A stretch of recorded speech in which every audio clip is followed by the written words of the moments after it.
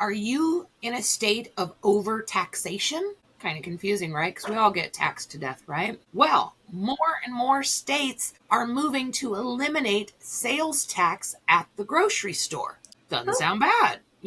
Arkansas grocery sales tax will end next year on January 1st. The same is true for Illinois. Some other states like Kansas and Oklahoma, shoppers have completely stopped paying state sales tax on groceries back in January and the previous August. And now fewer and fewer states are continuing to charge the tax, including states like Missouri and South Dakota. And there's a lot of proposed legislation going on right now because this is the time where all the states, get together to pass their laws. And they usually only have, I think it's like 40 or 50 days to pass like all the laws. So we're just seeing lots and lots of news about all these new laws and bills being signed.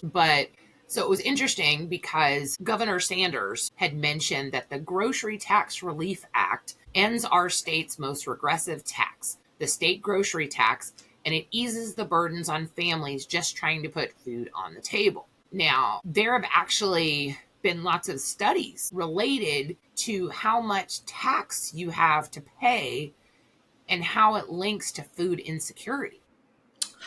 And to me, like, as soon as I heard that, I was like, oh, that totally makes sense. And the conclusion of the study basically said that the average combined grocery tax rate was 4.2% back in 2017. So so for every $100 you spent, $4.20 just went to tax. Okay. And that was responsible for a 3.3% increase in the probability of a household being food insecure. So to kind of put that in a more layman's terms, so if you're spending $4.20 tax at the grocery store, that means now you have at least 3 people out of every 100 that are now considered food insecure who previously under lower tax rates were not food insecure.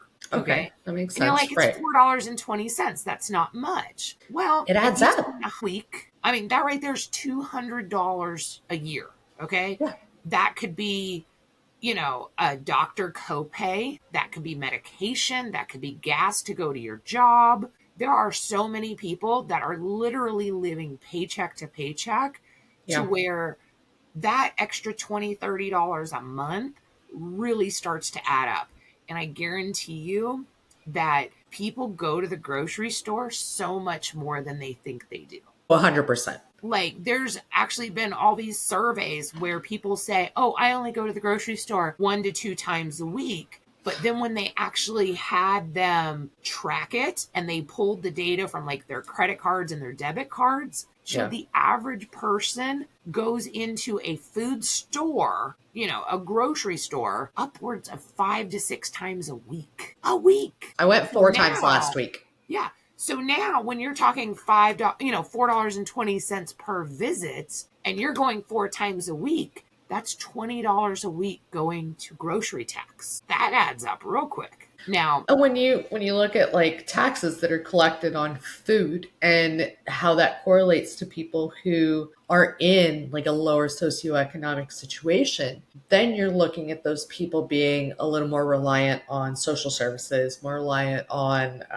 even food stamps, what doesn't get covered by food stamps or SNAP benefits. And so like when it's in one hand and out the other pocket kind of situation, and it can put a strain on other types of services where what's so minimal to the state or county can be drastic for a number of people. Now, here's the other side of this coin, okay? Because at first glance, you're like, yes, let's get rid of the grocery tax. But then you've got to keep in mind that some of these states that have actually reduced or removed the grocery sales tax, so they've done it away on a state level.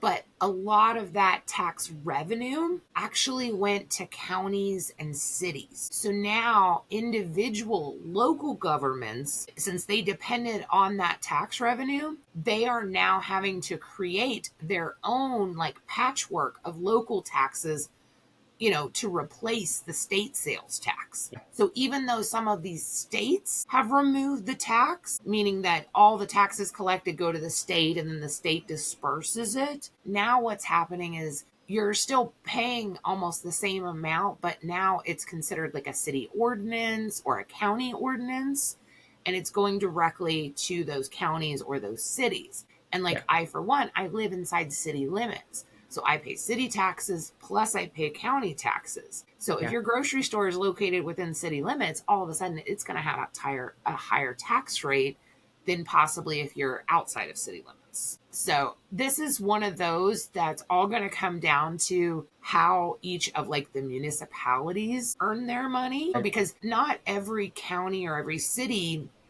has a way to make a profit. You think that some places do supply water, sewer service and garbage service, and by living there you pay for those services, but even then a lot of times that just covers the labor, the actual cost of goods. There's not a huge amount of profit. Well, those taxes are what pays for, your policemen, your firemen, your roads to be maintained. So I can see where this is definitely one of those kind of double-sided coins. Yes, you get rid of it on one hand, but the people that it trickles down to then have to start their own in order to make it up. Yeah, no, that makes sense. I think so. Tax in Georgia varies county to county. The average is 7 to 8%. Some are 6. I don't think anybody has 5 anymore.